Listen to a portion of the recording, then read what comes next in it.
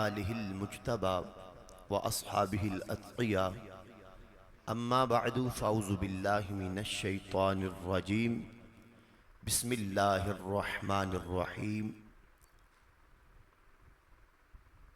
وأطيعوا الله وأطيعوا الرسول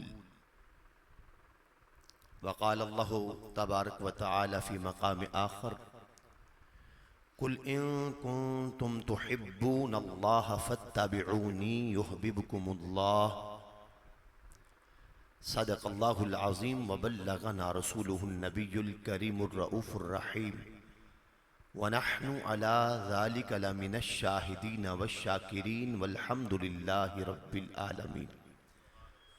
سبھی موجودین حاضرین بارگاہ رسالت مآب صلی اللہ علیہ وعلا آلہ وسلم میں درود و سلام پیش کیجیے۔ الصلاة والسلام علیک یا سیدی یا رسول اللہ، الصلاة والسلام علیک یا سیدی یا حبیب اللہ، الصلاة والسلام علیک یا سیدی یا نعمت اللہ، وعلى آلك وأصحابك يا سيدي يا شفيع المذنبين۔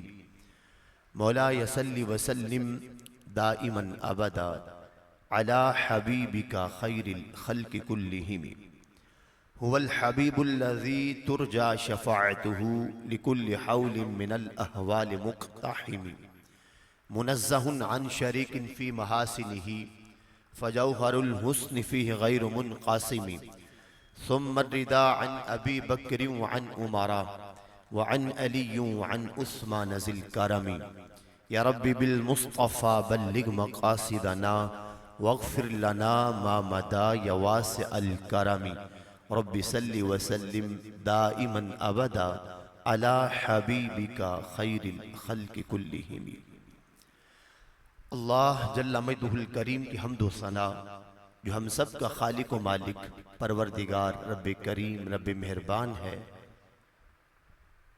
حضور اکرم نور مجسم شفیع معظم فخر عرب و عجم امام الانبیاء سید انس و جاں شہنشاہ کون و مکان شفیع مجرمان حسنین کریمین کے پیارے نانا جناب سیدنا محمد المصطفیٰ علیہ تحیت و ثنا کے حضور ناز میں ہدیہ درود و سلام بصد عقیدت و احترام عرض کرنے کے بعد انتہائی عزتوں کے لائق حضرت العلام برادر مکرم قبلہ علامہ قاری مفتی محمد غلام عباس صاحب اطال اللہ عمرہ، انتہائی عزتوں کے لائق صوفی باصفا قبلہ صوفی گلزار حسین صاحب دامت برکاتہم العالیہ، قابل قدر سامعین و ناظرین سامعات، بحمد اللہ تعالی آج ہم سب کو اپنے انتہائی مخلص محب فی اللہ بھائی محمد نوید فیروز صاحب قادری اور ان کے برادر اصغر محمد صدیق قادری، ان کی رہائشگاہ پر سالانہ محفل میلاد مصطفیٰ صلی اللہ علیہ وآلہ آلہ وسلم کی خوبصورت بزم میں شرکت کی سعادت نصیب ہو رہی ہے۔ جل مجدہ الکریم ان کے انتظام و انصرام کو اور آپ سب کی تشریف آوری کو کریم رب اپنی جناب میں قبول فرمائے۔ یقیناً میرے جو سوچ تھی اس سے کافی شیڈول لمبا ہو گیا، تو ہر انسان تھکا ہارا ماندہ اور پھر زیادہ آزمائش میں نہیں ڈالنا چاہیے۔ کوشش کروں گا کہ مختصر پیغام دے کر اپنی حاضری کو مکمل کروں۔ انتظام سارے مکمل ہیں، کھانے پینے کے انتظام مکمل ہیں؟ اچھا، اللہ یہ بیچاری ان سے کیا لینا ہے؟ اللہ اکبر۔ اصل میں ہمارے جو سوسائٹی کے رہائشی ہیں نا، ان کے شعور کو بیدار کرنا ہے ہم نے انشاءاللہ، یعنی اللہ اس کے رسول کی محبت، صحابہ اہل بیت کی محبت، اور اس کے بعد اپنا جو حق ہے نا اس کا بھی شعور دینا ہے کہ مومن نہ ظالم ہوتا ہے نہ ظلم برداشت کرتا ہے، تاکہ ہمارے یہاں کے جو رہائشی ہیں نا وہ اپنے حقوق کے لیے جاگ اٹھیں. کوئی بات نہیں، گھنٹہ آپ کا بیان سنیں گے، حضور کی محبت سنیں گے تو عشق رسول کی شمع فروزاں ہوگی تو سارے کام خود بخود ہمارے سیدھے ہو جائیں گے انشاءاللہ. یہ آپ نے سن لیا جی، صرف خطاب کرنا اور میں گزارش کرتا ہوں کہ صرف خطاب نہیں ہونا، باقاعدہ ٹریننگ ہونی ہے، مجاہد بننا ہے انشاءاللہ انشاءاللہ عز و جل. گرامی قدر حضرات، اللہ جل مجدہ الکریم کا لا محدود لا متناہی شکر ہے کہ اس کریم رب نے ان گنت مخلوقات میں سے ہمیں انسان بنایا. اس پہ کہی الحمدللہ. دنیا کے اندر اس وقت تقریباً 280-85 کے قریب مذاہب ہیں، سب مردود ہے. کریم کی بارگاہ میں فقط ایک مقبول ہے اور وہ دین اسلام ہے. اس کا شکر کہ اس نے انسان کے بعد ہمیں مسلمان بنایا، اور پھر شکر بالائے شکر یہ کہ اس نے اس مسلک مہذب اہل سنت و جماعت میں پیدا کیا جو شان الوہیت اور درباری سعادت مآب کے آداب کو جاننے والے بھی ہیں اور الحمدللہ پہچاننے والے بھی ہیں. تو جتنا اللہ جل مجدہ الکریم کی ذات کا شکر ادا کریں وہ کم ہے. ہماری زندگی کا ایک مقصد ہے. ہم نے آج کی مختصر سی گفتگو میں خود میں جھانک کر کے دیکھنا ہے کہ جس مقصد کے لیے ہم دنیا میں بھیجے گئے ہیں، آیا کہ جتنی گزر چکی وہ اس مقصد کے حصول میں گزری ہے یا کہ رائے گاں چلی گئی ہے. سانسیں ابھی باقی ہیں، اور وہ ایسا کریم ہے کہ عمر کے کسی حصے میں بھی اس کی طرف پلٹے سے ہر ایک انسان کا پلٹنا اس کو بڑا محبوب ہے. کوئی عمر کے کسی حصے میں کیوں نہ ہو، بوڑھا کیوں نہ ہو چکا ہو. سیدنا عمر بن خطاب رضی اللہ تعالیٰ عنہ کا زمانہ خلافت ہے، اور آپ کا روب جلال یہ کسی سے مخفی نہیں ہے. عرب کے دنیا کے ایک گویہ جو گانے گایا کرتا تھا اور مدینہ المنورہ کے ماحول کے ارد گرد وہ اپنی بزمیں سجایا کرتا تھا. سیدنا عمر بن خطاب رضی اللہ تعالی عنہ امیر المؤمنین بنے تو اس کے وارنٹ پہ گرفتاری جاری کیے، اور میں جہاں ملے اسے پکڑ کے لاؤ، اس کو صدا دینی ہے. اللہ اکبر. بڑھاپے کی دہلیز پہ پہنچ چکا تھا لیکن روش نے بدلی تھی. گلا جو ہے وہ ساتھ چھوڑ گیا، آواز بیٹھ گئی. جن محفلوں کا اسے سرور سمجھا جاتا تھا لوگوں نے دھتکار دیا. وقت ایسا آ گیا کہ کھانے پینے کے لیے بھی کچھ نہیں ہے، لقمے لقمے کو ترستا ہے. پلٹا مدینہ المنورہ کے پیارے قبرستان جنت البقیع میں آیا اور اپنے گھٹنوں کے بل کھڑا ہو، گھٹنے زمین پر لگا کے دونوں ہاتھ باندھ کے آنکھیں بند کر کے ندامت والا چہرہ لے کے اوپر کو اٹھا کے کہتا ہے کہ کریم جانتا ہوں جوانی سب گناہوں میں گزاری ہے، آج آواز کیا بیٹھی مقدر ہی بیٹھ گئے. تیری مخلوق نے مجھے دھتکار دیا ہے اور تو رحمان و رحیم حنان و منان مولا ہے. تیرا فرمان ہے کہ جب پلٹ کے آ جائے در توبہ کھلا ہوا ہے. الہی ایک آسی گنہگار تیرا بھاگا ہوا نافرمان تیری دہلیز میں آنا چاہتا ہے. وہ سامنے تیرے محبوب اپنے روضہ پر نور میں تشریف فرما ہے. قریب جا کر محبوب کا وسیلہ تیری بارگاہ میں لانا چاہتا تھا، لیکن کیا کروں کہ عمر کے جلال سے ڈر لگتا ہے، اور یہ دوپہر کا وقت ہے، اور یہ بھی یقین ہے کہ سنا یہ ہے کہ عمر اس وقت تیرے حبیب کی مسجد میں ٹوٹی چٹائی پہ قیلولہ کرتا ہے. اگر جاؤں گا پکڑا جاؤں گا مولا چھوڑے گا نہیں. عمر پکڑے گا زد و کوب کرے گا سزا دے گا. الہی میں یہیں پہ تیرے اس پیارے حبیب کا تجھے واسطہ دیتا ہوں کہ میرے گناہوں کو نہ دیکھ، اپنی کرم نوازی فرما. میں نانے جب جو ہے وہ شبینہ کو ترس گیا، لقمے لقمے کو مولا ترس گیا ہوں، اور تیری رحمت جو ہے وہ دھو کر پاک کرنا جانتی ہے.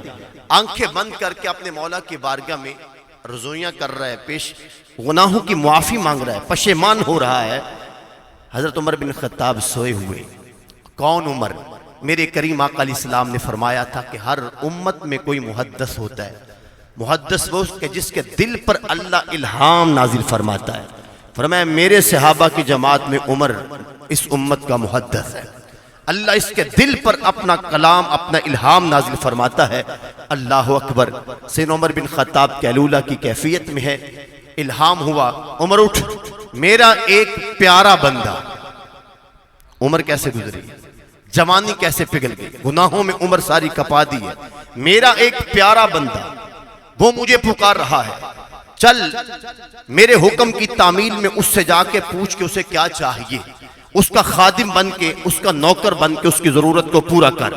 سیدنا عمر بن خطاب رضی اللہ تعالیٰ عنہ سرکار اٹھے, اپنا عصا ہاتھ میں پکڑا, بقیع کی طرف چل دیے.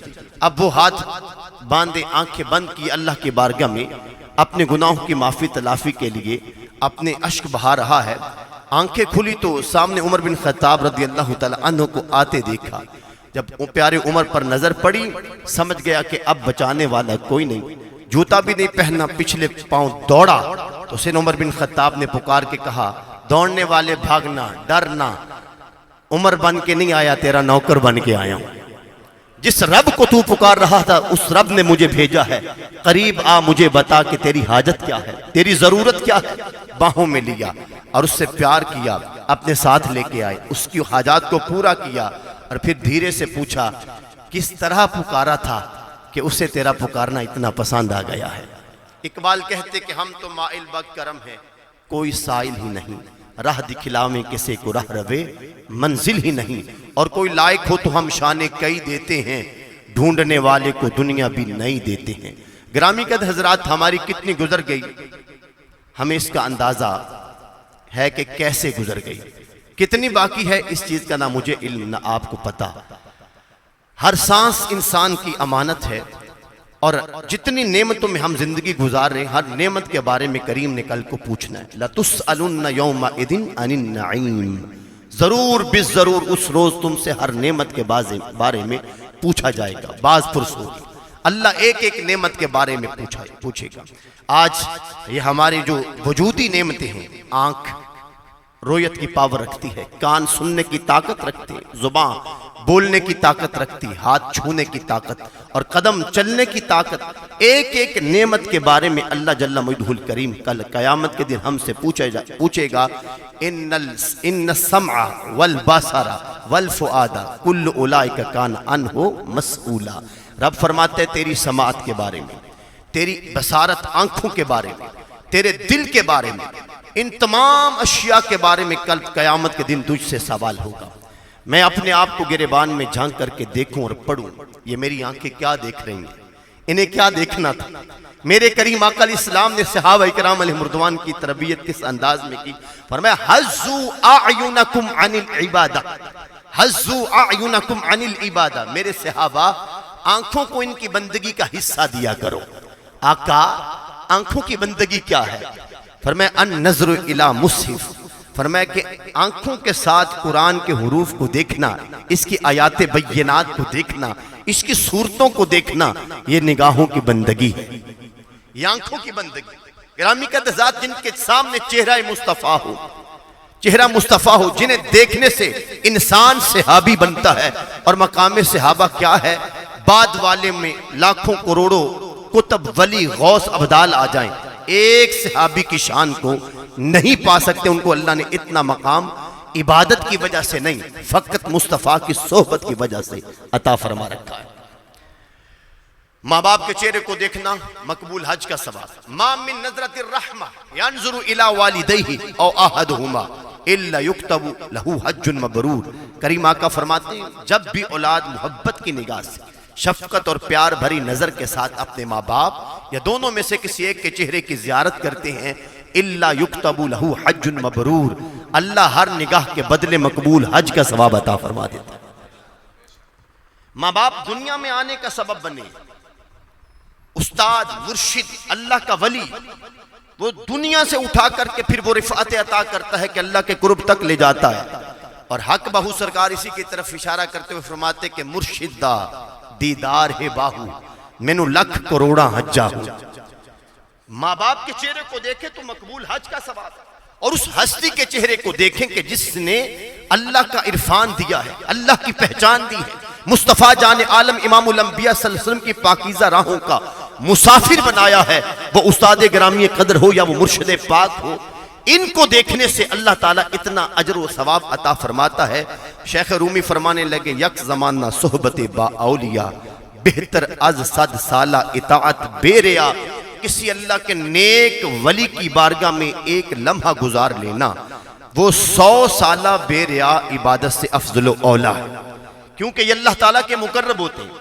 بتانا یہ چاہتا ہوں کہ اگر کسی نیک بندے کی صحبت میں بیٹھیں تو اتنا انسان کو شرف مقام اور عزتیں ملتی ہیں۔ تو جو حضور کے سامنے بیٹھا کرتے تھے، جن کی نظروں کے کٹورے حسن مصطفیٰ سے بھرا کرتے تھے، جو اپنی نظریں اٹھا کے دیکھتے تھے اور چہرے ودھا کر ان کی نظریں جام پی لیا کرتی تھیں، ان کی عظمتوں کے بارے میں کیا خیال ہے؟ حضور ان کی نظروں کا انہیں درس دیتے ہوئے ارشاد فرماتے ہیں، سرکار فرماتے کہ اپنی آنکھوں سے اللہ کے قرآن کے حروف کو دیکھا کرو، آنکھوں کی بندگی ہو جایا کرے گی۔ آنکھوں کو نور، دل کو سرور ملتا ہے، قرآن پڑھنے سے رب غفور ملتا ہے۔ حرف حرف ہے اس کا نجات بشر کا ضامن، نظام میں زیست بندگی کا شعور ملتا ہے۔ ذوق بیدار کو کہتے سنا کہ اے آصف، وقف وقف پہ جہاں جلوہ طور ملتا ہے، قرآن پڑھنے سے رب غفور ملتا ہے۔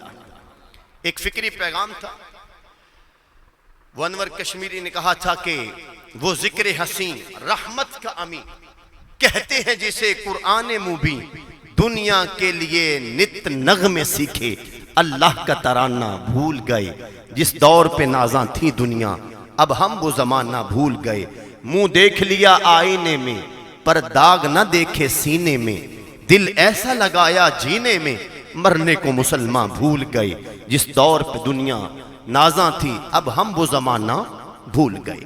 گرامی کا حضرات، آج ہماری رسوائی پورے جگ کے اندر، ہماری ذلت، اس کا اندازہ لگانا مشکل ہے۔ میں انتہائی دونوں ہاتھ جوڑ کے معذرت کے ساتھ اپنی ذمہ داری کو محسوس کرتے ہوئے میں اپنا پیغام دینا چاہتا ہوں۔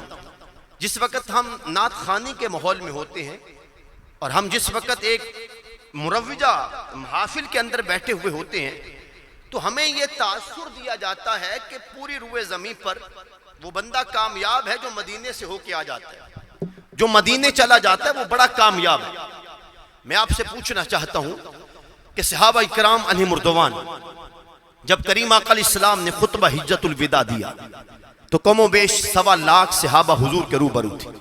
عجیب کیفیت تھی میرے کریم آقا علیہ السلام، حضور کی چشمان مقدس سے آنسو جاری تھے، اور کریم آقا علیہ السلام نے جب یہ جملہ بولا خدا کی قسم صحابہ پہ قیامت ٹوٹ پڑی۔ حضور نے فرمایا سنو، ممکن ہے کہ یہ تمہارا اور میری ملاقات کا آخری سال ہو اور دوبارہ تم مجھے اس مقام پر نہ پاؤ۔ وصال مصطفیٰ کی جب خبر سنی، صحابہ کے کلیجے پانی ہو گئے، کلیجے منہ کو آنا شروع، ہچکیاں بن گئی، حضور کے صحابہ رونا شروع ہو گئے۔ میرے کریم آقا علیہ السلام نے فرمایا میرے صحابہ مجھے بول کے گواہی دو، اللہ نے جس رسالت کو دے کر کے مجھے بھیجا، کیا میں نے اللہ تعالیٰ کا پیغام تم تک پہنچا دیا؟ اللہ کی وحی کا ابلاغ تم تک کر دیا؟ کیا میں نے تمہیں جینے کے ڈھب سکھا دیے؟ کیا میں نے تمہیں زندگی کے دستور دیے؟ کیا میں نے تمہیں سچ بولنے کی تلقینیں کی؟ جب میرے کریم آقا علیہ السلام آپ نے صحابہ سے پوچھا، صحابہ کی ہچکیاں بندی ہوئی تھیں، زہرو قطار رو رہے تھے۔ قالوا قد بلغت الرسالہ وادیت الامانہ ونصحت الامہ ومحوت الظلم۔ آقا ہم سب گواہی دیتے ہیں آپ نے اللہ کی رسالت پہنچانے کا حق ادا کر دیا ہے، آپ نے ظلمتوں کو کافور کیا ہے، اندھیروں کو دیس نکالا دیا ہے، زندگی کو آپ نے زمین سے اٹھا کر عرش بری تک پہنچا دیا ہے۔ جب تک بکے نہ تھے کوئی پوچھتا نہ تھا، آقا تو نے خرید کے ہمیں انمول کر دیا۔ آقا آپ کے قدم قدم سے اجالے ہی اجالے ہیں، نور ہی نور ہے، حضور اندھیرے کافور ہو گئے ہیں۔ ہم سب گواہی دیتے ہیں، اللہ اکبر کبیرہ۔ گرامی کا حضرات، یہ صحابہ کرام علیہ مردوان ہے۔ میرے کریم آقا علیہ السلام آپ صحابہ کے مجمع میں فرماتے ہیں بدل الاسلام غریبا وسيعود غریبا کما بدا۔ فرمایا کہ جب اسلام شروع ہوا تھا اجنبی تھا، پردیسی تھا، میں غار ہیرا کی چوٹی سے اقرا کا نور اپنے جگر میں لے کے اپنے دل میں لے کے اترا تھا، آ کر اہل مکہ کو دعوت دی تھی، اپنے پرائے ہو گئے تھے، جان وارنے والے جان کے دشمن بن بیٹھے تھے، پلکے بچھانے والے کانٹے بچھانے لگے تھے، رشتہ داریوں کے پیوند دشمنی میں تبدیل ہو گئے تھے، مجھے جو سچا اور امین کہتے تھے وہی میری جان کے دشمن اب مجھے جادوگر کہہ کے پکار رہے تھے۔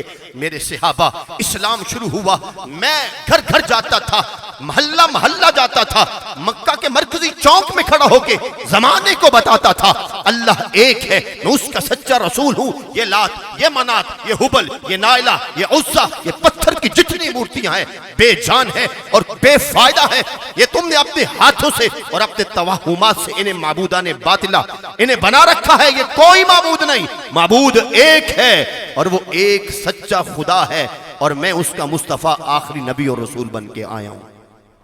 اسلام کو کوئی در نہیں دیتا تھا، اسلام کو کوئی گھر نہیں دیتا تھا، اسلام کے ماننے والوں کی تعداد بڑی کم تھی، جو کلمہ پڑھتا تھا پکڑا جاتا، آزمایا جاتا، مشق ستم بنایا جاتا۔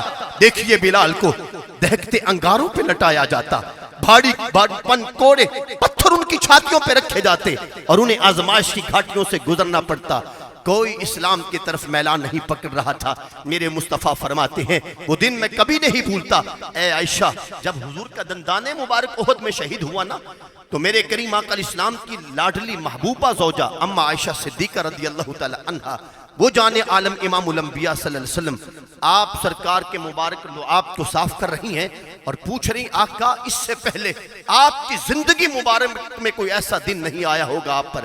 میں فرمایا نہیں عائشہ یہ تو کچھ بھی نہیں، میں طائف کا وہ دن کبھی نہیں بھول سکتا جب میں مکہ سے نکلا تھا اور میں طائف میں گیا تھا، میں اہل طائف کو دین حق اسلام کی طرف دعوت دے رہا تھا اور انہوں نے اوباش لڑکوں کو میری راہوں میں کھڑا کیا تھا، پھول دے کر نہیں نوکیلے پتھر دے کر میرے راستوں میں کھڑا کیا تھا، ان کے اوباشوں نے مجھے پتھر مار کر لہو لہان کیا، میری پیشانی سے لہو چلا تھا، عائشہ میرے کپڑے شرابور ہو گئے تھے، عائشہ وہ لہو بہتا بہتا میرے قدمین تک پہنچ گیا تھا، میرے قدم اور میرے پاپوش آپس میں جڑ گئے تھے میرے اس لہو کی وجہ سے۔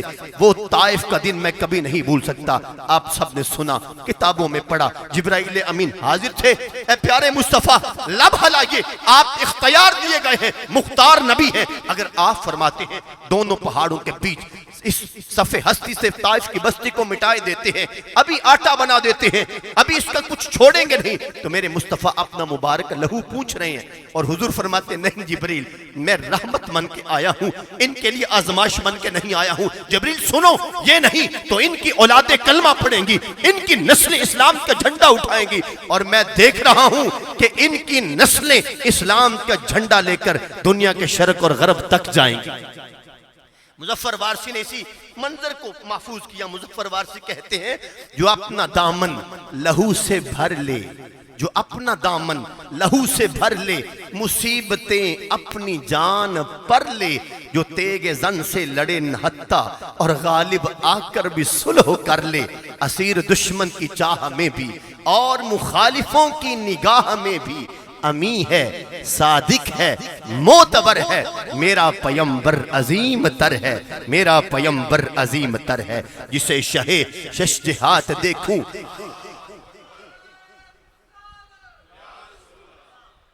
جسے شہ شش جہات دیکھوں اسے غریبوں کے ساتھ دیکھوں، انان کونوں مکان جو تھامے کدھال پر بھی وہ ہاتھ دیکھوں، لگے جو مزدور شاہ ایسا نظر نہ دھن سربراہ ایسا، فلک نشین کا زمین پہ گھر ہے، میرا پیمبر عظیم تر ہے، میرا پیمبر شعور لایا کتاب لایا، شعور لایا کتاب لایا، وہ حشر تک کا نصاب لایا، ایک کو بند کریں، وہ حشر تک کا نصاب لایا، فقط پہلی صدی کے لیے نہیں، دوسری صدی کے لیے نہیں، قیامت تک میرے مصطفیٰ کا دین ہے، قیامت تک میرے مصطفیٰ کی سیرت ہے، قیامت تک میرے مصطفیٰ کی اصولوں والی شریعت ہے، نہیں بگڑے گی، اور اس کو بگاڑنے والے بگڑ جائیں گے۔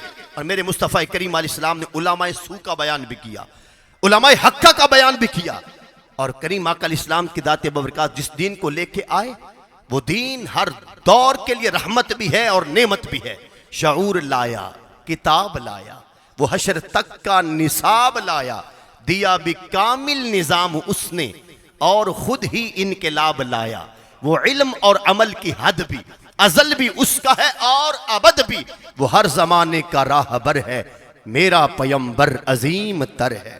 میرا پیمبر، وہ جو حضور شعور لے کے آئے، وہ جو حضور کتاب لے کے آئے. ہم نے کتاب سے کیا کیا؟ ہمارے اس کتاب سے کتنا قلبی تعلق ہے؟ ہم نے اس کتاب کی کتنی قدر کی ہے؟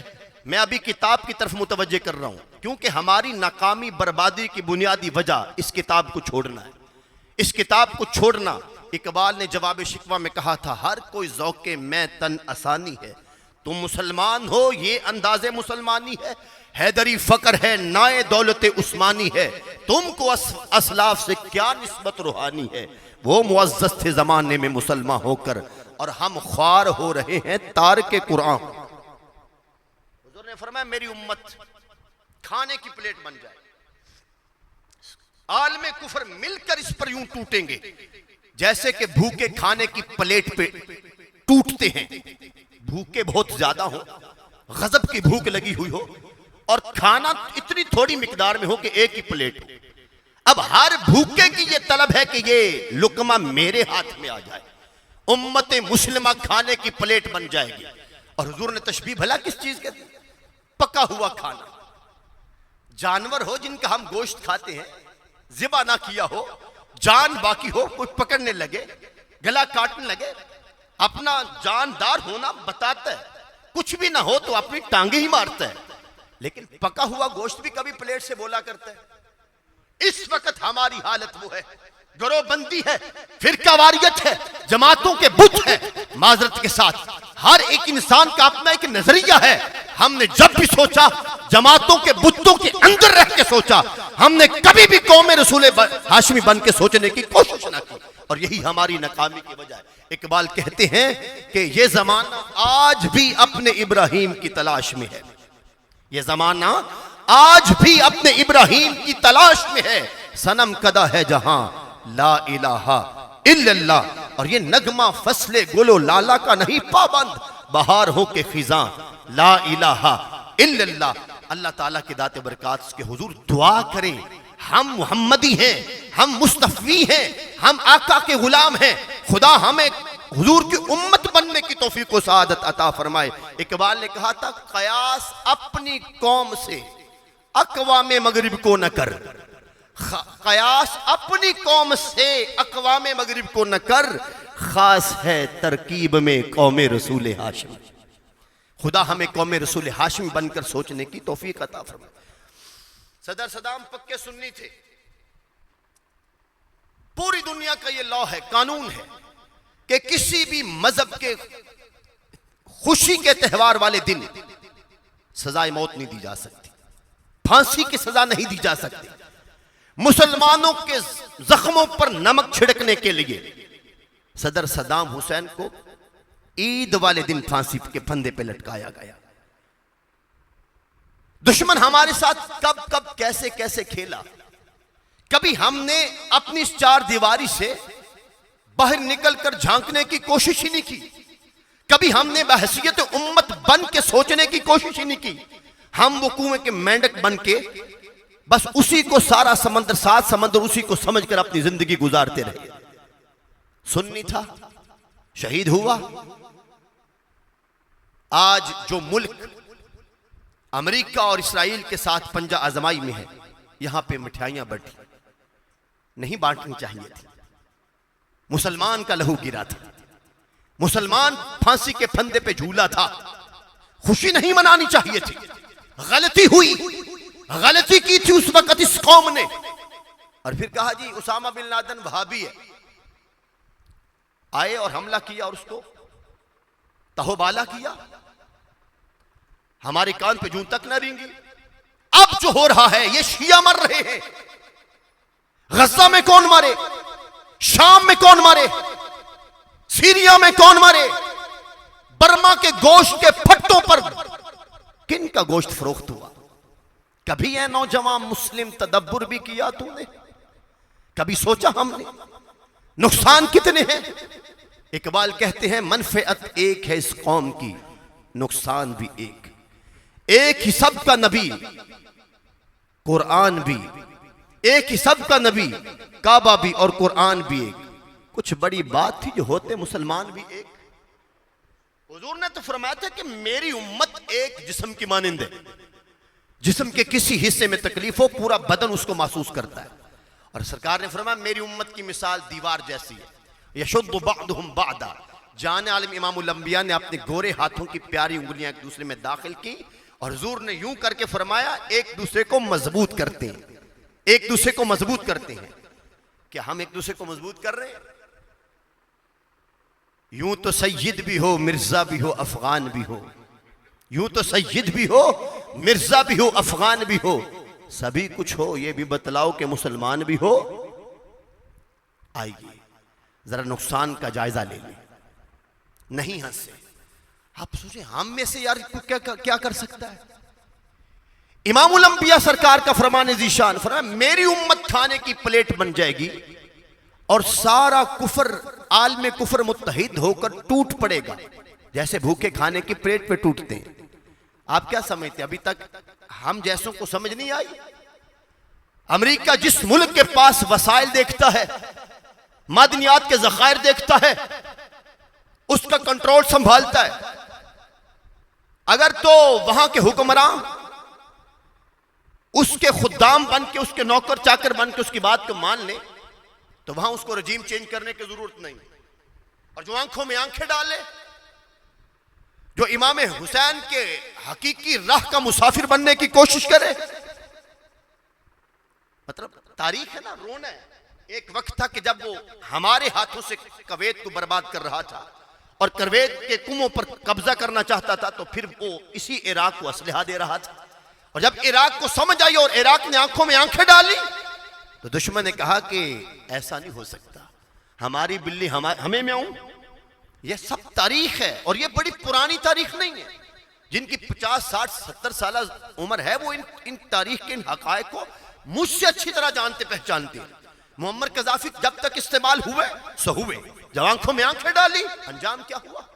شاہ فیصل کون تھے؟ لبرل تھے، اور جب امریکہ کی آنکھوں میں آنکھیں ڈالی انجام کیا ہوا؟ بتیجے کو کس نے مسلط کیا؟ یہ وہ المیہ ہے، نقصان ہے جس کی طرف ہمیں اندازہ لگانا ہے، سوچنا ہے، پلٹنا ہے۔ ہمیں قوم رسول ہاشمی بننا ہے ہم نے انشاءاللہ۔ اور میرے کریم آقا الاسلام نے فرمایا تھا، صحابہ سامنے بیٹھے اور ایک موقع پر فرمایا کہ میرے صحابہ امت راخ بن جائے گی۔ صحابہ کو حیران ہوا، تعجب ہوا، حیرانگی ہوئی، یا رسول اللہ ہم 313 ہوں، مقابلے میں ہزاروں اتر آئیں، ناکو چنے چبوا دیتے ہیں۔ حضور امت اس وقت تھوڑی ہوگی، نحن یومئذ اقلہ، حدیث پاک میں قالو، انہوں نے پوچھا نحن یومئذ اقلہ، حضور اس دن ہم تھوڑے ہوں گے؟ جب کافر ہم پہ مسلط ہو جائیں گے تو ہم تھوڑے ہوں گے؟ قال لا بل انتم کثیر، حضور نے فرمایا تھوڑے نہیں ہوں گے، میری امت لاکھوں کروڑوں اربوں میں ہوں گی۔ حضور پھر اس ناکامی کا سبب کیا ہوگا؟ فرمایا جاء فیکم الوہن، میری امت میں وہن کی بیماری آ جائے گی۔ قالوا وما الوہن یا رسول، حضور یہ وہن کی بیماری کیا ہے جو امت کے فولادی پن کو راخ میں تبدیل کر دے گی؟ یہ وہن کس کو کہتے ہیں؟ تو میرے کریم آقا علیہ السلام نے فرمایا حب الدنیا وکراہیت الموت، فرمایا کہ دنیا کی محبت دلوں میں آ جائے گی، آخرت کا خیال نکل جائے گا، وکراہیت الموت، اور لوگ مرنے کو ناپسند کریں گے، جبکہ موت حقیقت ہے وہ آ کے رہنے۔ تم 313 ہوتے ہو لیکن موت کو دیکھ کر گھبراتے نہیں ہو، ڈرتے نہیں ہو، موت کی آنکھوں میں آنکھیں ڈالتے ہو، تم شہادت کے طالب بن کر میدان کارزار میں آتے ہو اور دشمن سے ٹکراتے ہو، تم موت کا پیچھا کرتے ہو، اللہ اکبر، تم شہادت کے طالب ہو، تم زندگی اور موت کا فلسفہ سمجھ چکے ہو، تم ڈرتے نہیں ہو، اس لیے راج کرتے ہو۔ اور جب میری امت موت سے ڈرے گی، دنیا کی محبت ان کے سینوں میں اتر جائے گی، آخرت سے غافل ہو جائیں گے، تو پھر وہ وہن کی بیماری کا شکار ہو جائیں گے اور دشمن ان پر مسلط ہو جائے گا۔ ایک واضح الفاظ کی حدیث پاک ایک ایک لفظ آج کے اس ماحول کی ترجمانی کر رہا ہے. میرے سرکار نے فرمایا ان ترکتم الجہاد فسلط اللہ الکفار علیکم. حضور نے فرمایا اے میری امت یاد رکھنا، اگر تم نے جہاد کو چھوڑ دیا تو اللہ کافروں کو تم پر مسلط کر دے گا. اللہ تعالیٰ کافروں کو تم پر. مدینے کی خواہش کس ایمان والے کے سینے میں نہیں اٹھتی، نہیں جنم لیتی؟ سب کی خواہش ہے مکہ دیکھیں، مدینہ دیکھیں. صاحب دیکھنا چاہیے، یہ ایمان کا تقاضا ہے. ہم مکہ میں جائیں، ہم مدینہ میں جائیں، جا کر ہم روضہ پاک کو دیکھیں، سنہری جالیوں کا نظارہ کریں، ہم بیت اللہ شریف کا نظارہ کریں. لیکن کبھی یہ سوچا کہ اتنا ہجوم حج سے بڑھ کر کے رمضان کریم کے مقدس مہینے میں زیادہ رش، حرم مکہ کو دیکھنے، حرم مدینہ کو دیکھنے، لاکھوں کی تعداد میں فرزندان اسلام رو رو کے اللہ کی بارگاہ میں دعائیں، التجائیں، اہل غزہ کے لیے، اہل فلسطین کے لیے. بھائی سوال یہ کہ قبول کیوں نہیں ہوتی؟ رش اب خانہ کعبہ کے گرد بڑا یا پہلے بڑا تھا؟ بولیے، اگر آپ جاگ رہے تو تھوڑا بولیے. اب رش زیادہ ہے یا پہلے؟ اب رونقیں وہاں مدینہ میں زیادہ یا پہلے زیادہ تھی؟ تو مجھے بتائیے کہ اسلام کا سکہ تب رائج تھا یا آج رائج ہے؟ تو کیا سبب ہے؟ وہ کیا اسباب ہے؟ کبھی یہ نوجوان مسلم تدبر بھی کیا تو نے؟ وہ کیا گردوں تھا تو ہے جس کا ایک ٹوٹا ہوا تارا، تجھے اس قوم نے پالا ہے آغوش محبت میں، کچل ڈالا تھا جس نے پاؤں تلے تاج سرے دارا. گوا دی ہم نے جو اسلاف سے میراث پائی، یہ سبب ہے. گوا دی ہم نے جو اسلاف سے میراث پائی تھی، سریا سے زمین پر آسمان نے ہم کو دے مارا، مگر وہ علم کے موتی کتابیں اپنے آبا کی، مگر وہ علم کے موتی کتابیں اپنے آبا کی، جو دیکھا ان کو یورپ میں تو دل ہوتا ہے سی پارا. کبھی یہ نوجوان مسلم تدبر بھی کیا تو نے؟ وہ کیا گردوں تھا تو ہے جس کا ایک ٹوٹا ہوا تھا. اقبال سب سے علیحدہ کیوں ہے؟ اقبال شعراء میں سے سب سے الگ کیوں نظر آتا ہے؟ کیوں؟ اقبال کو فلسفہ خود ہی سمجھ میں آ گیا تھا. اقبال جان گیا تھا کہ کعبہ جائیں، مدینہ جائیں، وہ زیادہ عزت برکت والا ہے، یا سوئی ہوئی امت کو اٹھائیں تو وہ زیادہ عزت والا ہے. اقبال نے ساری زندگی جگانے میں گزار دی. ایک وقت تھا 35 سالہ پہلے کا اقبال، اور جب اقبال لوٹا پلٹا تو پھر یہ پہلے قدم اٹھ رہے ہیں. اور مدینے والے سے یہ مکلوڈ روڈ پہ بیٹھ کے، اپنے کاشانہ میں بیٹھ کے مدینے والے سے یہاں سے استغاثہ ہو رہا ہے، حضور دہر میں اسودگی نہیں ملتی، تلاش جس زندگی کی ہے وہ زندگی نہیں ملتی، لاکھوں گل و لالا ہے ریاض ہستی میں، وفا کی ہو جس میں بو وہ کلی نہیں ملتی. یہ اقبال ہے. اور پھر جب اقبال جاگتا ہے اور اقبال جب اپنی منزل کو پاتا ہے اور اقبال پھر اس کا راز بتاتا ہے. اقبال کہتے جب عشق سکھاتا ہے آداب خود آگاہی، کھلتے ہیں غلاموں پہ پھر اسرار شہنشاہی، عطار ہو رومی ہو رازی ہو یا جامی، کچھ ہاتھ نہیں آتا بے آہ سحرگاہی، کچھ ہاتھ نہیں آتا بے آہ سحرگاہی. ایک میں اور آپ ہیں، ہم مدینہ میں جانے کے لیے بے قرار ہیں. تو بے قرار تو جامی بھی ہوئے تھے، سنا ہے؟ جامی کا نام سنا ہے؟ رومی کا نام سنا ہے؟ بے قرار تو جامی بھی ہوئے تھے. وہ بھی روضہ پاک پہ جانا چاہتے تھے کہ مدینے والے نے آ کر حاکم وقت سے کہا کہ جامی نہ آنے پائے، مدینہ میں جامی داخل نہ ہو. روکا. پھر وہ بھیڑوں کے قافلے میں جا رہے تھے چھپ کے، پھر پکڑے گئے، پھر واپس. تیسری مرتبہ اپنے آپ کو اونٹوں کے قافلے کے ساتھ سامان میں باندھ کر کہ میں روضہ رسول پر حاضر ہو جاؤں، پھر پکڑا اور واپس کر دیا. اس بار حاکم مدینہ نے رو رو کے التجائے کی، آقا وہ آنے کو اتنا بےتاب بے قرار، اور آپ کی طرف سے حکم ہے کہ جامی مدینہ میں نہ آئے، روضہ پہ نہ پہنچ پائے، تو حضور سبب کیا ہے؟ میرے کریم آقا علیہ السلام نے فرمایا اگر جامی آ گیا تو نقشہ بدل جائے گا، ہمیں باہر آ کے اسے ملنا پڑے گا. اب یہ ایسی تڑپ کی طرف ہی سوچئے جناب. ہاں جی، امام ابو حسن سے کسی نے پوچھا تھا. ابو الحسن بہت بڑے صوفی تھے اور مفسر قرآن تھے. کسی نے پوچھا تھا جناب کبھی رسول اللہ صلی اللہ علیہ وسلم کی زیارت نصیب ہوئی؟ چیخ نکل گئی اور کہا کیسا سوال کرتا ہے، خدا کی قسم اگر کسی لمحے کے لیے مصطفیٰ آنکھوں سے اوجھل ہو تو وہ لمحہ ہماری موت کا، یہ بھی زندگی ہے، یہ بھی زندگی ہے۔ اللہ اکبر، فقط داموں سے جنت نہیں ملتی میرے بھائی۔ اللہ جل مجدہ الکریم قرآن پاک میں ارشاد فرماتا ہے اللہ تعالیٰ کی اطاعت کرو، اس کے رسول کی اطاعت کرو۔ اطاعت، اور دوسرے جو میں نے آیہ کریمہ تلاوت کی ہے، قُلْ إِن كُنتُمْ تُحِبُّونَ اللَّهَ فَاتَّبِعُونِي يُحْبِبْكُمُ اللَّهُ۔ اے پیارے حبیب، آپ اپنی زبان فیض بار سے اعلان فرما دیں، اے لوگو اگر تم اللہ سے محبت کرتے ہو فَاتَّبِعُونِي، تو تمہیں میری پیروی کرنی ہوگی، میرے نقش قدم پر تم پر چلنا لازم ہے۔ یحببکم اللہ، پھر اللہ تمہیں اپنا محبوب بنا لے گا۔ اب ہم میں سے کوئی بھی ایسا نہیں ہے جس کی یہ خواہش نہ ہو، اگرچہ عمل جیسا بھی ہے، خواہش سب کی یہ ہوگی کہ ہم اللہ کے پیارے بن جائیں، اللہ کے پسندیدہ بن جائیں۔ اور انشاءاللہ اگر خواہش پر عمل شروع ہو گیا نا، تو خدا کی قسم حدیث قدسی بتاتی ہے دوری اس طرف سے ہے، اس طرف سے نہیں ہے، دوری ہماری طرف سے، وہاں سے نہیں ہے۔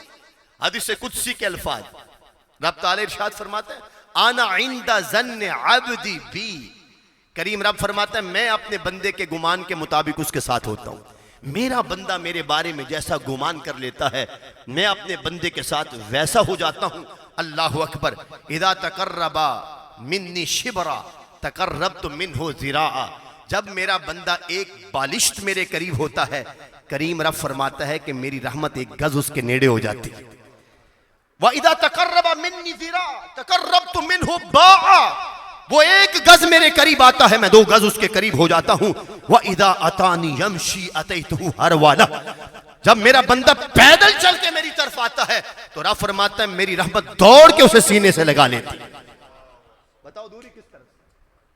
اچھا، ایک ہمارے ساتھ المیہ اس دور کا یہ بھی ہے کہ ہمیں اپنے رب رحمان کریم کے بارے میں صحیح تعارف نہیں کروایا گیا، معذرت کے ساتھ۔ اس میں ہم ذمہ دار، ہم ہیں صاحب منصب لوگ ذمہ دار۔ موضوع اور رہے، پیدا ہوئے تھے اس کی معرفت کے حصول کے لیے، اندر جو روح ہے، جو لطیفہ ربانیہ ہے، یہ اس کا امر ہے، اس کا دیس وہ ہے۔ روح امر ربی ہے، اس کا دیس اللہ کا قرب ہے، اس کو لذت، اس کو قرار اللہ کے ذکر سے ملتی ہے، رب کی بندگی سے اس کو تازگی اور اس کو چین ملتا ہے۔ الا بذکر اللہ تطمئن القلوب، روح کے لشکر وہ ماند پڑ گئے، مادی قوتیں وہ سٹرونگ ہو گئی، نفس امارہ نے ہمیں جکڑ لیا۔ اور صوفی کا کام کیا تھا، مرشد کا کام کیا تھا کہ وہ گھاٹیوں سے گزار کر کے در مرشد بے کے، در مرشد بے کے تے در رسول تے جا، در رسول تے جا کے دیدار سونے دا پا۔ پیر نے بھیجنا تھا ہمیں رسول اللہ کی بارگاہ تک، پیر و مرشد کا یہ کام تھا کہ وہ ہمیں رسول اللہ صلی اللہ علیہ وسلم کی بارگاہ میں مقام حضوری دلواتے۔ اور جو میری سرکار تک گیا، خدا کی عزت کی قسم وہ پروردگار تک گیا، یہ 100% حقیقت ہے۔ اور جنہیں مرشد ملے، جنہیں کامل ملے، پھر ان کے فاصلے یوں سمٹ گئے کہ جب کریم کی طرف سے کرم ہوا نا، جب رب مل جاتا ہے تو آپ جانتے ہیں نا کہ بابا بلے شاہ سرکار سید زادے تھے، اور مرید کن کے ہوئے؟ شاہ عنایت اللہ قادری آرائیں، ان بزرگوں کے آپ بیت ہوئے۔ اور جب اللہ تعالیٰ کو آپ نے پا لیا تو اب آرائیوں کی خدمت کرتے تھے کون؟ سید زادے۔ کیوں؟ اس در سے خدا ملا ہے، اس در سے خدا ملا ہے، خدا کی پہچان ملی ہے، اللہ کا عرفان ملا ہے۔ تو رائیوں کی مشہور فصل وہ گنڈے، پیاز بھی بوئے جا رہے تھے، گنڈے بیج رہے تھے، تو وہ وٹ کے درمیان بابا بلے شاہ سرکار وہ پنیری پکڑی ہوئی، اور کسی گزرنے والے نے پوچھا بلیا رب نو کنج پونا، رب نو کنج پونا، تو وہ ہاتھ میں جو پکڑا تھا ادھر سے اکھاڑا اور ادھر گاڑ دیا، فرمایا ایتھو پٹ کے ایتھے لاؤنا، بس رب نو انجی پونا۔ تھوڑے وقت مرشد کی نگاہ کامل ہو اگر، اللہ اکبر، پھر آج یہ چیزیں بھی فیشن بن گئی، یہ چیزیں بھی رسم و رواج بن گئی۔ اقبال بیٹھے تھے نا اسی رہائش مکلوڈ روڈ پر، تو ڈیرہ اسماعیل خان کے بڑے پیر کے بڑے صاحبزادے تھے، یونیورسٹی کٹھے پڑے تھے اقبال کے ساتھ۔ والد فوت ہوئے تو جس طرح آج ہمارے ہاں ایک رواج ہے اور ماحول ہے، ویسے تو ولایت موروثی نہیں ہوتی، ویسے تو یہ جو سجادگی ہے یہ وراثت میں منتقل نہیں ہوتی، پراپرٹی ملتی ہے، مکان تقسیم ہوتا ہے، زمینیں جو ہے وہ تقسیم ہوتی ہیں، اور وہ حصے بھی اللہ کے قرآن نے بیان کیے ہیں۔ لیکن کیا کیجئے جناب، آستانوں کے یا فیض بھی آگے وراثت کے طور پہ اب منتقل ہو رہا ہے جی، موروثی بن گئی یہ چیز۔ والد فوت ہوا تو علامہ اقبال صاحب کے جو کلاس فیلو تھے پیر بن بیٹھے۔ وقت گزرا، اقبال سے ملاقات کا شوق ہوا، لاہور میں آ گئے۔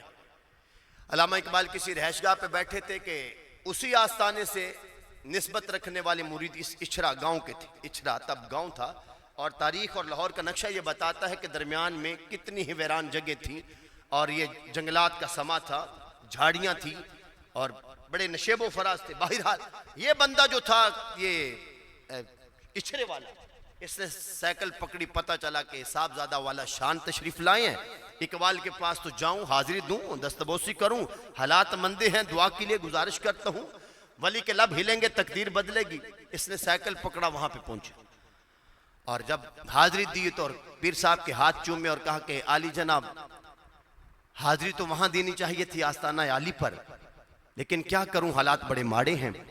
جوان بیٹی منگنی کی ہے رشتہ داروں کے ہاں، اب دن مانگتے ہیں، پاس کچھ نہیں ہے، یقین جانیے کہ 100 روپے کا مقروض ہوں۔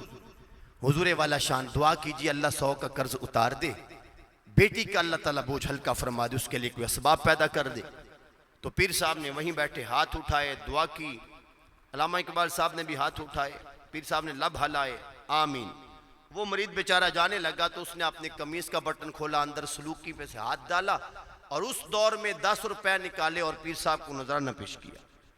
اب جب علامہ اقبال صاحب کے سامنے اس کا وہ سارا کیس علامہ اقبال سن چکے، اس کے سامنے جب وہ سلوکی میں سے 10 روپے نکال کے اپنے پیر کو نذرانہ پیش کیا نا، تو پیر صاحب نے ایسے پکڑ کے فوراً اپنی جناب جیب میں ڈال لیا۔ علامہ اقبال زیر لب مسکرانا شروع، مرید نے ہاتھ چومے، سائیکل پکڑی اور چلتا بنا۔ اب جانے کی دیر تھی کہ وہ سجادہ نشین جو تھے پیر صاحب اقبال کے کلاس فیلو کہہ لیں، او اقبال، جب وہ مجھے 10 روپیہ دے رہا تو ہنس کیوں رہا تھا؟ یہ تضحیک نہیں ہے، تو ہنسا کیوں تھا؟ اب علامہ اقبال نے ٹھنڈی آہ بھری اور فرمانے لگے، نادان، میں تیری دعا کی مقبولیت پہ ہنسا تھا، میں تیری دعا کی مقبولیت پہ ہنسا تھا۔ کیا مطلب؟ کہا جب تک وہ بیچارہ تیرے پاس نہیں آیا تھا تو 100 کا مقروض تھا، اب تیری بارگاہ میں حاضری دی تو 110 کا مقروض ہو گیا۔ ویسے یار تجھے شرم نہیں آئی، حیا نہیں آئی تجھے؟ اقبال کیا بولتا ہے؟ فرمایا افسوس ہے تجھ پر اور تیری تربیت پر، پیر کا کردار ماں جیسا ہونا چاہیے۔ اگر تمہارے کوئی کچھ مرید کھاتے پیتے ہیں، ملوں والے، ذمہ دار، فیکٹری والے، کھانے کمانے والے ہیں، اور کچھ ایسے بیچارے غریب بھی تو ہیں، ماں جیسا کردار جس کے بڑے بچے کماتے ہوں، چھوٹوں کو کھلاتی ہوں۔ اب جب وہ بیچارہ آیا تھا، کپڑا اٹھا کے سارا پیٹ تو تیرے سامنے ننگا کر دیا، 100 کا مقروض ہے، جوان بیٹی گھر میں بیٹھی ہے، بوڑھا ہے، بڑھاپے کی وجہ سے بازو اس کے جھک گئے ہیں، تجھے 10 روپیہ لیتے ہوئے شرم نہیں آئی؟ نادان، تجھے تو چاہیے تھا کہ تو اپنی جیب سے 100 نکال کے دیتا اور کہتا میرے بیٹے غم نہ کر، تو اس آستانے سے وابستہ ہے، تمہارا درد ہمارا درد ہے، تو 100 دیتا، بیٹے یہ جا کے اتار، اللہ تعالیٰ بیٹی کے لیے بھی بندوبست فرما دے گا۔ لیکن تو نے کیا ظلم ڈھایا کہ تو نے اس مقروض 100 کے مقروض سے 10 بھی چھین لیے؟ تجھے شرم نہیں آئی؟ اس موقع پر پھر اقبال نے قلم اٹھایا اور اقبال لکھتے ہیں کہ گھر اپنے میں مٹی کا دیا بھی نہیں روشن۔ کہاں وہ بیچارہ سائیکل پہ چلا تھا اچھرے سے، گھر اپنے میں مٹی کا دیا بھی نہیں روشن، اور گھر پیر کا بجلی کے چراغوں سے ہے روشن۔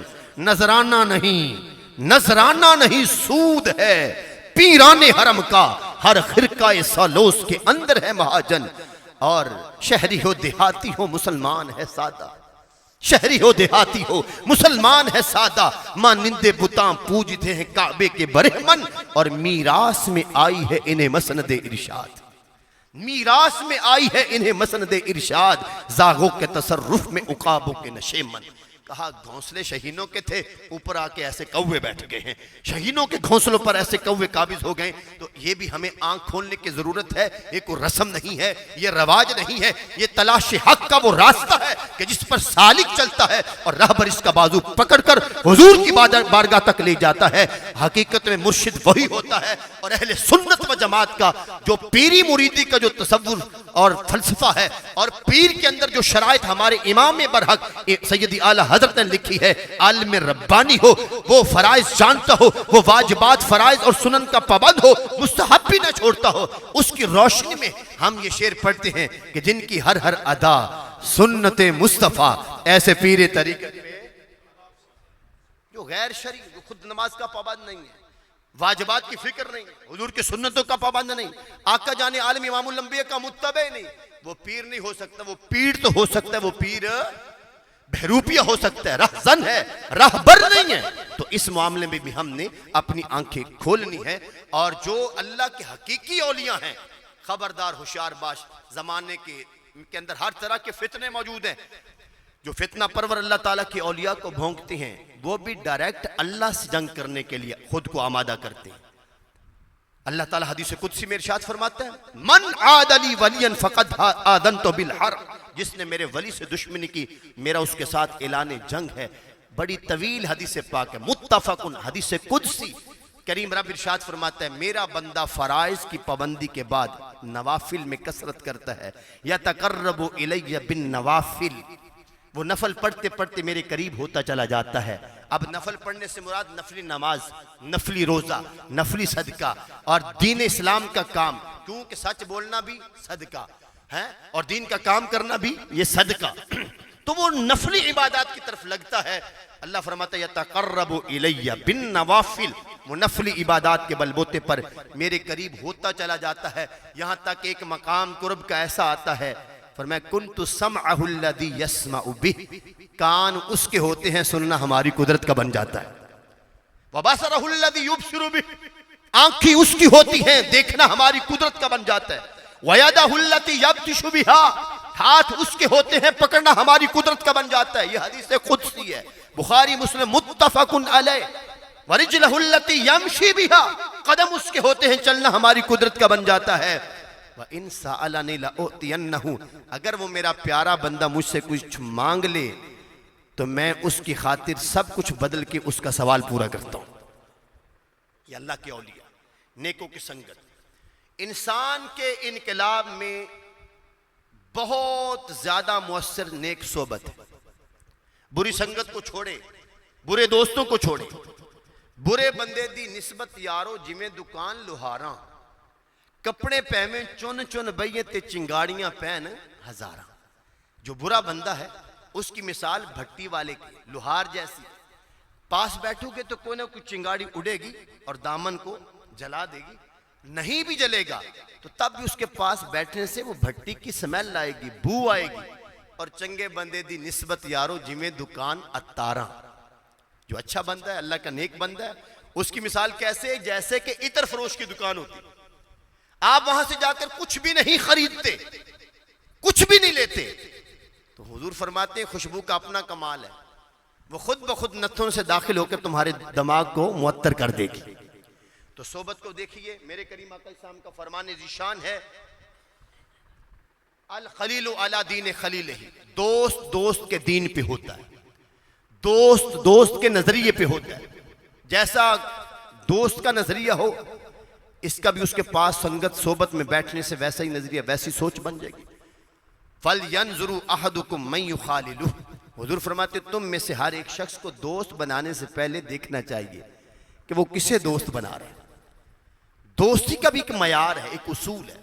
اب آپ ذی وقار، میں جن آیات کو میں نے پڑھا اس کی طرف آتا ہوں، گفتگو کا اختتام ہے۔ اطاعت اور اتباع، فرق کیا ہے؟ اطاعت خدا کی بھی ہے اور مصطفیٰ کی بھی ہے، اتباع فقط مصطفیٰ کی، اتباع ہوتے پیروی، کسی کے نقش قدم پر چلنا۔ اللہ تعالیٰ کی ہم اتباع نہیں کر سکتے، اس کی اطاعت ہے اور اس کے رسول کی بھی اطاعت ہے۔ اور کتنی اطاعت ہے؟ ارشاد فرمایا من یطع الرسول فقد اطاع اللہ، جس نے میرے اس رسول کی اطاعت کی یقیناً اس نے اللہ کی اطاعت کی۔ اور اللہ اس کے رسول کی اطاعت کرنے والوں کو ملتا کیا ہے؟ فرمایا ومن یطع الرسول ومن یطع اللہ ورسولہ فقد فاز فوزا عظیما، جو اللہ تعالیٰ کی اطاعت کرتا ہے، اس کے پیارے رسول کی اطاعت کرتا ہے، وہ بہت بڑی کامیابی کو پا لیتا ہے، بہت بڑی کامیابی کو حاصل کر لیتا ہے۔ آج ہم اپنے شادی بیاہ کے رسم و رواج کو دیکھیں، رسم حنا کو دیکھیں، بارات کے معاملات پہ نظر ثانی کریں، ولیمہ کے پروگرام کو دیکھیں. کیا ہم فقط نام کے مسلمان نہیں رہ گئے؟ 100 سال پہلے علامہ اقبال صاحب کا یہ درد ہے کہ یوں تو سید بھی ہو، مرزا بھی ہو، افغان بھی ہو، سبھی کچھ ہو، یہ بھی بتلاؤ کہ مسلمان بھی ہو. یہ 100 سال پہلے کی فکر ہے. اور آج ہم کہاں پہ کھڑے؟ ایک ایک رسم بد کی وجہ سے زمانے کے اندر کتنی ہلاکتیں ہیں. کسی جگہ میں چلے جائیں، ایک شادی ہال بڑے بڑے بنے، 3 طرح کے پروگرام ہو رہے ہیں. اگر کسی کی تربیت بندہ کر بھی لے ٹائم لگا کے کہ جناب میوزک نہیں بجانا، آپ نے اوائڈ کرنا ہے، یہ رسومات بد ہیں، اس کا عملی بائیکاٹ کریں، پردے کا اہتمام کریں، خواتین کو پردے کا در، کسی کی صاحب بندہ تربیت کر بھی لے، اس شادی حال میں جا کے قدم رکھے تو پتہ یہ چلتا ہے کہ جن کی تربیت کی تھی انہوں نے تو نہیں چلایا، لیکن ساتھ والے دونوں طرف چل رہے ہیں. اب کانوں میں بندہ کیا دے، انگلیاں دے کے بیٹھے بندہ. حضرت سیدنا عبداللہ ابن عمر رضی اللہ تعالیٰ عنہ سرکار، آپ کے ساتھ حضرت نافع، مدینہ کے بازار میں فوراً ایک موقع پر مقام پر جا کر آپ نے اپنے کانوں میں اپنی انگلیاں ٹھونس لیں اور جلدی سے آبادی سے باہر نکل گئے. جب باہر گئے تو نافع سے پوچھا، حل سمعت شیئا یا نافع، اے نافع کچھ چیز سن رہے ہو؟ کہا لا یا سیدی، حضور کوئی چیز نہیں سن رہا.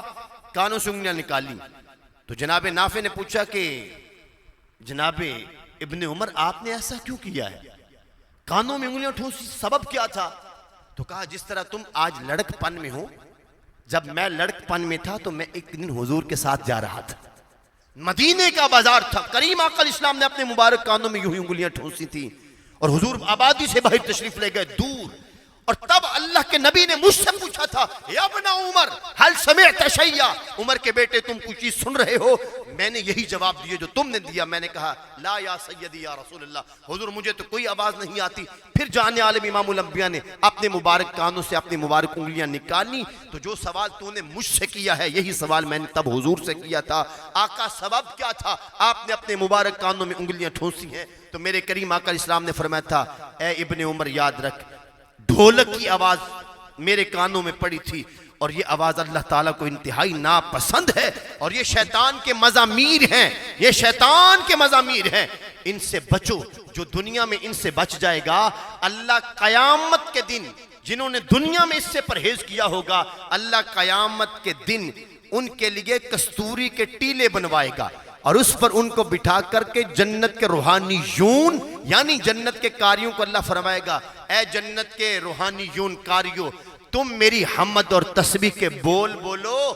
یہ وہ لوگ ہیں جنہوں نے اپنے کانوں کو دنیا میں میوزک سے بچا کے رکھا تھا، ان کو میری حمد کے اور ثنا کے بول سناؤ. میرے مصطفیٰ فرماتے جب وہ بول فرشتے پڑھیں گے، یہ سعادت مند سنیں گے تو اتنی لذت آئے گی ان کو کہ 500 سال تک جنت کی کسی نعمت کی طرف دیکھیں گے بھی اسی کیفیت میں. ایک بربادی کی وجہ ہے. آئیے پلٹیے، مصطفیٰ جان عالم کی اتباع، آقا کی تابع داری. حضرت عبداللہ ابن رواحہ حضور کے ثنا خاں بھی ہیں، سرکار کی نعتیں بھی لکھی، حضور کے سامنے پڑھی بھی، جنگی جرنیل بھی تھے. میدان موتا میں جنگ موتا کے اندر جام شہادت نوش کیا. میرے کریم آقا علیہ السلام کی ذات ببرکات ایک موقع پر ایک لشکر کو روانہ حضور نے فرمانا تھا. شب جمعہ تھی اور شب جمعہ کو سرکار کریم آقا علیہ السلام نے اقتداد مقرر فرما دی اور فرمایا کہ تم سب لوگ صبح ہوتے ہی یہاں سے نکل جانا اور یہ مہم ہے، یہ تم نے سر انجام اس کو جا کے دینا ہے. تو ان میں حضرت عبداللہ ابن رواحہ کا نام بھی تھا، یعنی جانے والوں میں ان کا نام بھی تھا. اب جب شب جمعہ کو یہ ڈیوٹی لگی ہے تو یقیناً اگلا دن کون سا دن ہے؟ جمعۃ المبارک کا دن. اور جمعۃ المبارک کے دن میں 30 40 50 میل دور کے وہ سعادت مند مسلمان جنہوں نے حضور کا کلمہ پڑھ رکھا تھا، جو روزانہ حضور کی بارگاہ میں نہیں آیا کرتے تھے، وہ جمعے کا دن کا انتظار کرتے کہ جمعہ جا کے حضور کی بارگاہ میں پڑھیں. وہ اپنی سواریوں پہ بیٹھ کے مدینہ پاک کا رخ کیا کرتے تھے. باہر سے لوگ آتے تھے، دور والے قبیلوں کے لوگ آتے کہ جان عالم امام الانبیاء کا دیدار بھی ہوگا اور حضور کی بارگاہ میں جائیں گے، پھر جمعے کی نماز بھی مل جائے گی تو سرکار کے پیچھے جمعہ پڑھیں گے. جمعے کے دن روانہ ہونے کا حکم حضور نے دے دیا۔ حضرت عبداللہ ابن رواحہ کے مالی حالات اچھے تھے، سواری میں بہترین عربی النسل گھوڑا رکھتے تھے۔ سوچا یہ کہ جمعے کا دن ہے، سرکار کا حکم ہے کہ جنگ پہ جانا ہے، احباب نکل چکے، ان کے پاس اونٹنیاں ہیں، پیدل بھی ہیں کچھ لوگ، تو یہ کتنا سفر کر لیں گے؟ میرے پاس تیز رفتار گھوڑا، اعلیٰ قسم کے سواری میرے پاس موجود ہیں، تو جنگ میں جانا ہے، ممکن ہے کہ وہاں جام شہادت نوش کر لوں، شہادت کا مقام مل جائے، تو ہو نہ ہو کہ آج جمعہ حضور کے پیچھے پڑھوں، جمعہ پڑھ کے پھر میں نکل جاؤں گا، وَأَلْحَقُهُمْ، اور میں جا ان سے ملوں گا، وہ ابھی زیادہ دور نہیں گئے ہوں گے تو میں گھوڑا دوڑاؤں گا اور ان سے جا ملوں گا۔ یہ سوچ تھی۔ آپ کو معاملہ سمجھ میں آ گیا؟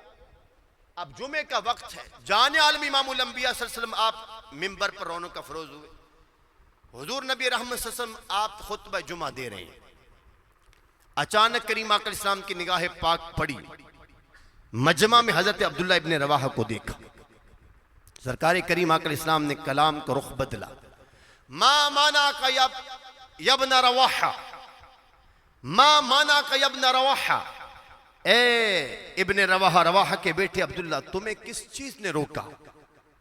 ان تغزو ما اصحابک، کہ تم فجر کے ٹائم اپنے ساتھیوں کے ساتھ کیوں نہیں نکلے؟ رات کو ایک معاملہ طے کر دیا تھا، میں نے فرما دیا تھا، تم اپنے اصحاب کے ساتھ کیوں نہیں نکلے؟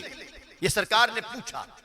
اب حضرت عبداللہ ابن رواحہ نے کھڑے ہو کر عرضی پیش کی کہ جان عالم امام الانبیاء حضور، میری یہ خواہش تھی کہ میں جمعے کی نماز جناب کے پیچھے ادا کروں، آقا نیت نہیں بدلی، نافرمانی نہیں کی، حضور تیز رفتار گھوڑا سواری میں رکھتا ہوں، میرا یہ خیال تھا کہ دوڑاؤں گا اور جا ملوں گا ان ساتھیوں سے، بس جمعے کی سعادت آپ کے پیچھے میں پانا چاہتا تھا، حاصل کرنا چاہتا تھا۔